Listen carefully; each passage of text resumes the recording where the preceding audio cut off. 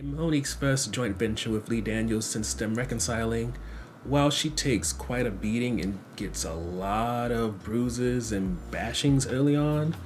as her character gets to turn the film around, we're reminded why these two are such a good dynamic duo and why Monique is such a talent. A year ago, Emma's house was broken into, and during the home invasion,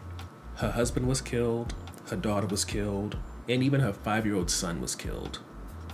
As for Emma, she was lucky to survive, but she survived with losing a finger,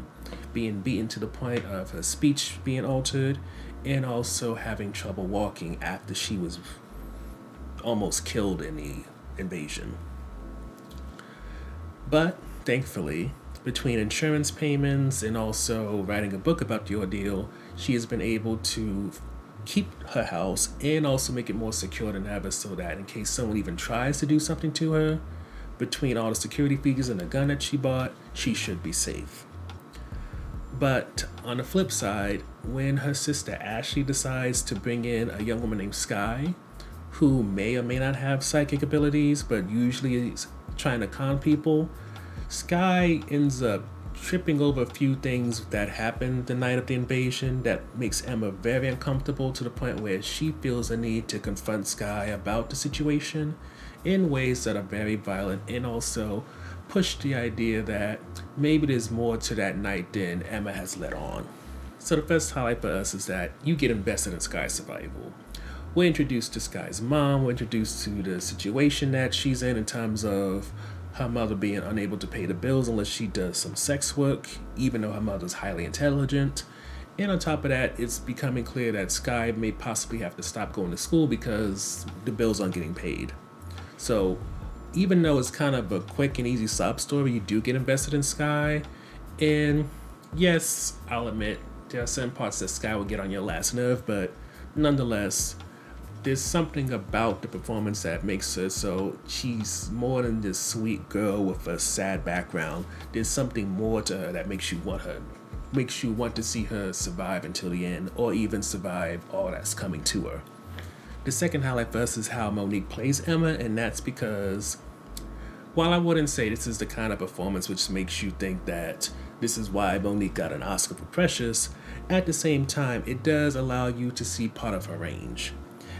As the helpless version of Emma, you see her with all this damage done to her, and you can feel for her because the way things are set up, you think the worst happened, and she's just,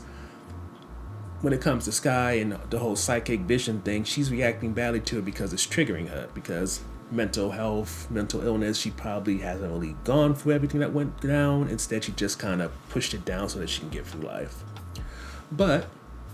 as Emma has a Dr. Jekyll, Mr. Hyde type of situation, and Monique flips it and makes Emma into this kind of crazed evil woman, then you get to see a different side to Emma. And in some ways it's comical, in some ways it's kind of frightening, but the way that Monique plays Emma, it allows it to also be kind of comical in a way that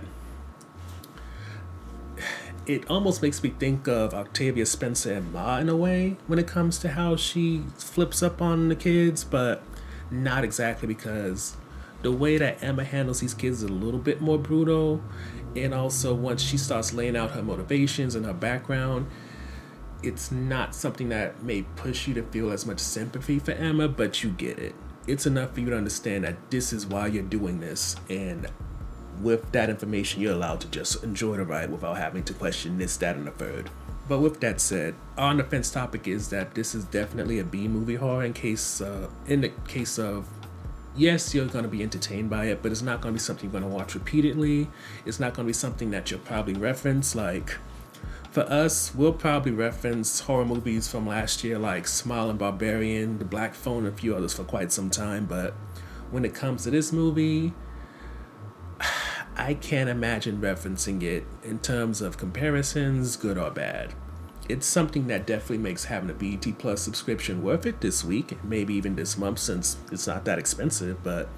unlike Ma by Terry Spencer, I don't fully see this as something I'm going to repeatedly talk about. Overall, The reading may not be a grand follow-up to Lee Daniels and Monique's last collaboration, but with him just producing this film, not writing and directing, it's a whole different type of animal. So consider this more so a warm-up for better things, since this movie, while entertaining, is ultimately forgettable.